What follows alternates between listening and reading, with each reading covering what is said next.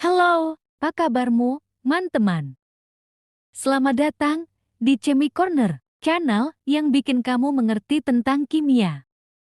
Seperti yang kita tahu, matematika adalah bapak dari segala ilmu, dan bahasa adalah ibunya. Perpaduan dari kedua induk ilmu inilah yang memperanakan beberapa ilmu. Salah satunya adalah ilmu pengetahuan alam atau biasa disingkat IPA. IPA adalah ilmu yang melibatkan pemahaman tentang dunia di sekitar kita dan menjelaskan fenomena alam dengan menggunakan metode ilmiah. Ada 3 subbidang utama dalam IPA, yaitu fisika, kimia, dan biologi. Fisika adalah ilmu yang mempelajari tentang fenomena alam yang berkenaan dengan benda mati. Sedangkan biologi adalah ilmu yang mempelajari tentang fenomena alam yang berkaitan dengan benda hidup atau makhluk hidup. Dan apa yang dipelajari dalam kimia? Mari kita cari tahu.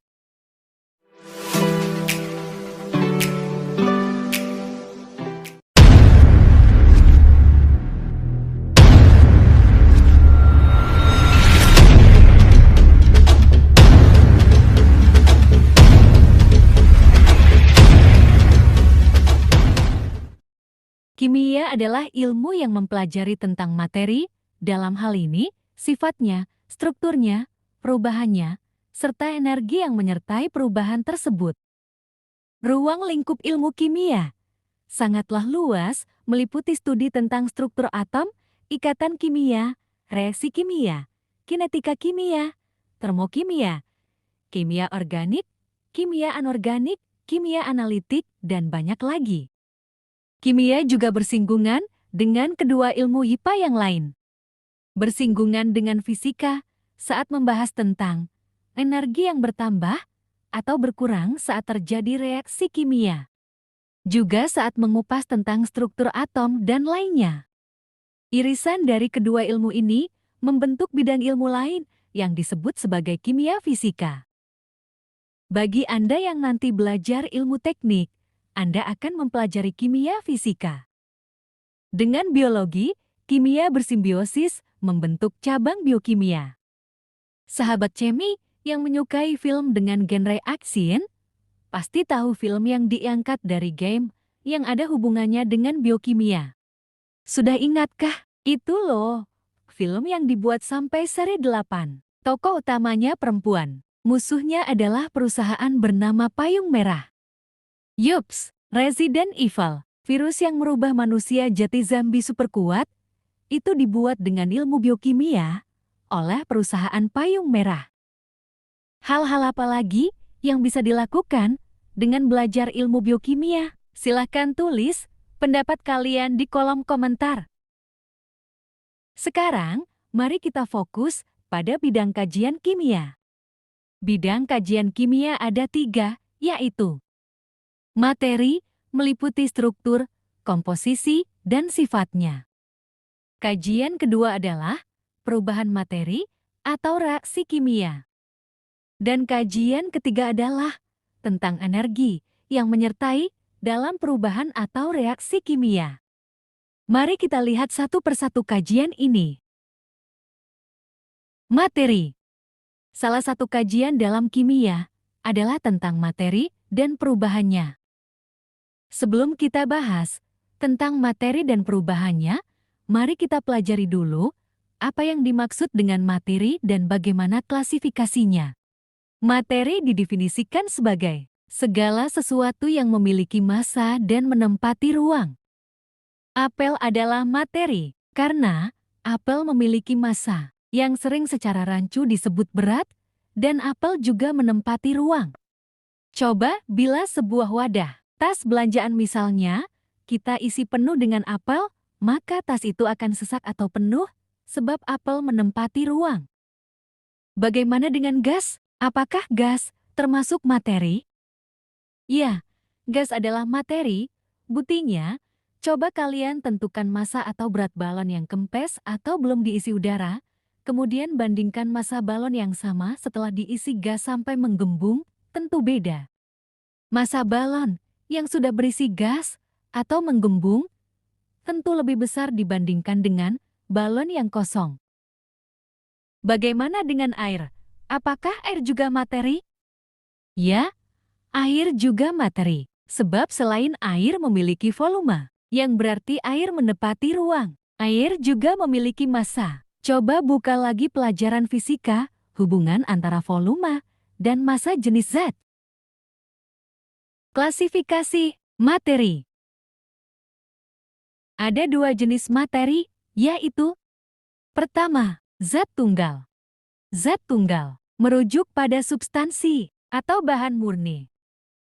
Zat tunggal memiliki sifat fisik dan kimia yang konsisten dan dapat diidentifikasi dengan jelas.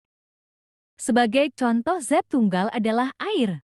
Salah satu sifat kimia air adalah memiliki derajat keasaman atau pH sama dengan 7. Sedangkan salah satu sifat fisiknya adalah memiliki titik didih 100 derajat Celcius. Di belahan bumi manapun, sifat air sama. Di Indonesia, pH 7, titik didih 100 derajat Celcius, di Inggris juga demikian. Itulah yang dimaksud dengan sifat kimia dan fisika yang konsisten. Kira-kira, kalau di negeri Konoha, gimana ya? Apakah sifat air tetap konsisten? Ya, tetap sama, kata Naruto. Zat tunggal ada dua jenis, yaitu unsur dan senyawa. Unsur adalah jenis materi yang tidak dapat diurai menjadi zat yang lebih sederhana melalui reaksi kimia. Partikel terkecil unsur adalah atom. Contoh dari unsur yang sedang jadi pembicaraan adalah nikel. Nikel adalah unsur yang digunakan sebagai bahan dasar pembuatan baterai. Contoh yang lain, hidrogen disimbolkan dengan huruf H kapital, karbon sekapital, dan emas dengan simbol O. Saat ini, terdapat 118 unsur yang ada dalam tabel periodik unsur. Jenis zat tunggal selanjutnya adalah kedua, senyawa. Senyawa adalah jenis materi yang terdiri dari dua atau lebih atom unsur yang terikat secara kimia dalam perbandingan tetap. Satuan terkecil senyawa disebut molekul. Molekul jenisnya ada dua, yaitu molekul unsur. Karena sangat reaktif atau mudah bereaksi, atom-atom gas untuk membentuk kestabilan biasanya membentuk molekul unsur atau membentuk molekul antar atom sejenis. Contohnya, gas oksigen, rumus molekulnya O2, gas nitrogen, N2, gas klorin, Cl2, gas hidrogen, H2, dan yang lainnya. Sedangkan jenis molekul yang lain adalah molekul senyawa. Molekul senyawa terbentuk dari beberapa atom unsur yang tidak sama dengan perbandingan yang tetap. Contohnya molekul gas karbon dioksida dengan rumus molekulnya CO2 memiliki perbandingan C dengan O sama dengan 3:8.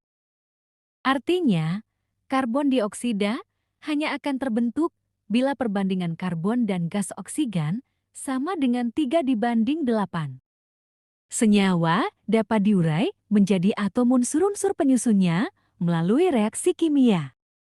Contoh senyawa antara lain air, garam dapur, karbon dioksida, gula, cuka, dan yang lainnya. Selain zat tunggal, jenis materi berikutnya adalah campuran. Campuran adalah kombinasi dua atau lebih zat yang tidak bergabung secara kimiawi dan tidak memiliki perbandingan yang tetap. Contohnya, campuran gula, air, dan kopi. Di warung kopi, Pak Yono di Puncu, 1 gelas wedang kopi berisi 3 sendok gula, 3 sendok kopi dan air secukupnya. Sedang di warkop 45 waduk siman, segelas wedang kopi, komposisinya 2 sendok gula, 4 sendok kopi dan air secukupnya. Tetapi, pemilik kedua warung tetap menyebut minuman itu wedang kopi, walaupun komposisinya beda.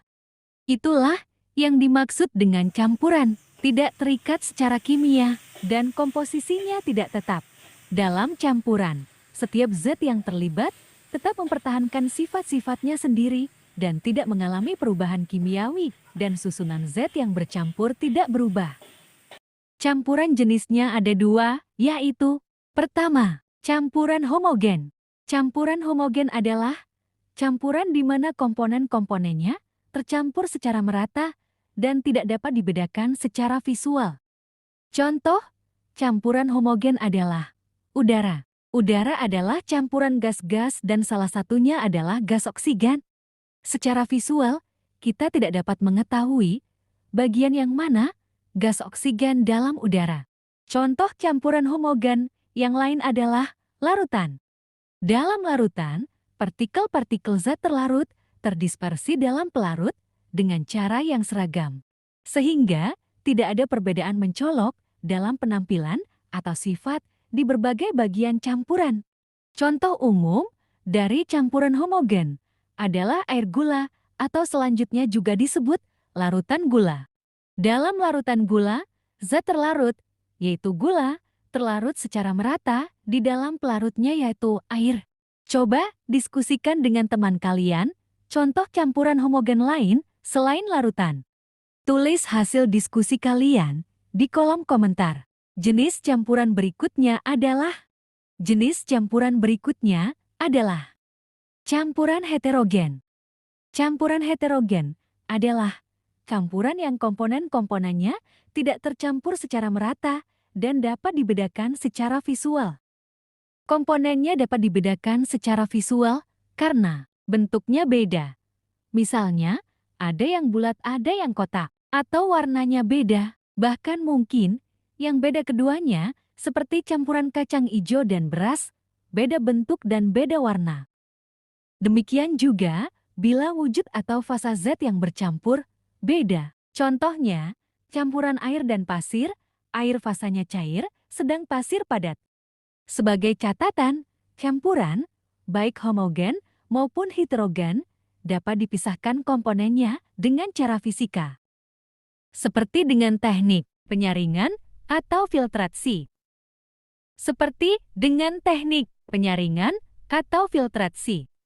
Atau dengan pengendapan atau sentrifugasi, penyulingan, atau distilasi. Tentu masih ada metode lain selain metode yang disebutkan di atas. Silakan diskusikan dengan teman kalian metode pemisahan campuran yang lainnya. Tulis metode itu di kolom komentar.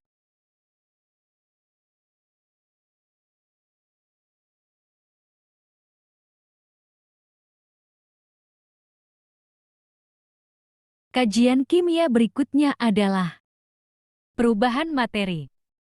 Perubahan materi ada dua jenis, yaitu perubahan fisika dan perubahan kimia. Mari kita tinjau satu persatu jenis perubahan itu. Pertama, perubahan fisika. Perubahan fisika terjadi ketika materi mengalami perubahan dalam sifat-sifat fisiknya tanpa mengubah komposisi atau identitas kimianya.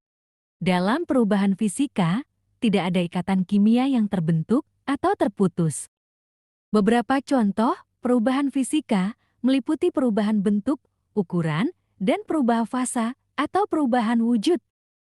Contoh umum perubahan fisika termasuk: pertama, pemotongan kertas menjadi potongan-potongan kecil. Kedua, mencairkan es menjadi air. Ketiga, menguapnya air menjadi uap. Keempat, memampatkan gas menjadi cairan. Perubahan fisika tidak menyebabkan terbentuknya zat yang jenisnya baru. Kertas digunting hanya berubah dari bentuk yang lebar menjadi kecil-kecil, tetapi jenis zatnya tetap kertas. Demikian juga, air yang wujudnya cair dibekukan menjadi es yang berubah hanya wujudnya, zatnya tetap air atau H2O. Jenis perubahan berikutnya adalah kedua, perubahan kimia. Perubahan kimia terjadi ketika materi mengalami perubahan dalam komposisi atau struktur molekulnya. Perubahan kimia menghasilkan pembentukan zat baru dengan sifat dan karakteristik yang berbeda. Dalam perubahan kimia, terjadi pemutusan dan pembentukan ikatan kimia antara atom-atom. Contoh umum perubahan kimia termasuk: pertama, pembakaran kayu atau bahan bakar yang menghasilkan panas, gas, dan abu. Kedua, pencampuran asam dan basa yang menghasilkan garam dan air. Saat kayu terbakar, kayu mengalami perubahan kimia atau selanjutnya disebut reaksi kimia. Reaksi kimia kayu dibakar ini disebut sebagai reaksi pembakaran atau reaksi antara zat, dalam hal ini kayu, dengan oksigen.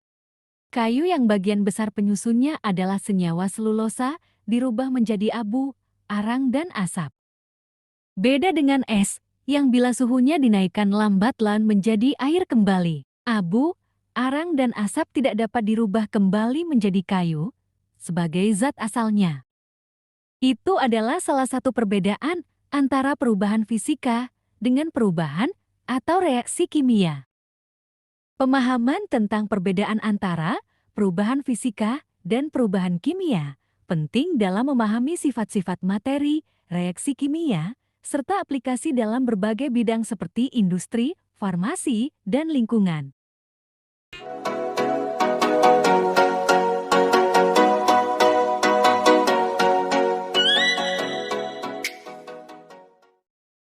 Kajian kimia berikutnya adalah tentang energi yang bertambah atau berkurang saat terjadinya perubahan atau reaksi kimia.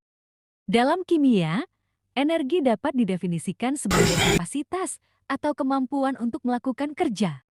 Kerja yang dimaksud adalah reaksi kimia. Azas yang digunakan dalam mempelajari energi adalah hukum kekekalan energi.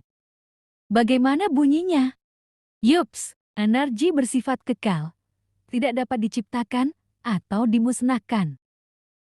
Secara umum, terdapat dua jenis energi, yaitu: pertama, energi potensial. Energi potensial adalah energi yang terkandung dalam suatu zat. Energi ini tidak dapat diukur jika tidak terjadi perubahan atau reaksi kimia. Contohnya, kita tidak dapat mengukur energi potensial sepotong kayu dengan hanya melakukan pengukuran fisiknya, menentukan panjangnya, masanya, densitasnya, atau kadar airnya. Kita hanya dapat mengukurnya dengan melakukan reaksi pembakaran. Dalam tungku, kayu dibakar, energinya digunakan untuk menaikkan suhu 1 kg air. Setelah kayunya habis terbakar, ternyata suhu air naik 7 derajat Celcius. Dari melakukan reaksi pembakaran ini, kita tahu energi potensial sepotong kayu tadi dapat menaikkan suhu air sebesar 7 derajat Celcius. Berikutnya adalah 2. Energi kinetik. Energi kinetik adalah energi yang dimiliki oleh materi di saat dia dalam mode bergerak. Proyektil peluru tidak akan merusak saat dia diam, tetapi akan memiliki kekuatan penghancur saat dia bergerak. Demikian juga dengan air. Dia tidak berbahaya walaupun jumlahnya besar. Bila dia hanya menggenang, tetapi ketika bergerak menjadi banjir, dia akan menghancurkan segala sesuatu yang dilalainya. Terima kasih sudah menyimak video ini sampai akhir. Semoga video ini bermanfaat bagi kalian. Jangan lupa like, share, dan subscribe agar tidak ketinggalan video menarik lainnya dari channel ini. Tetap semangat and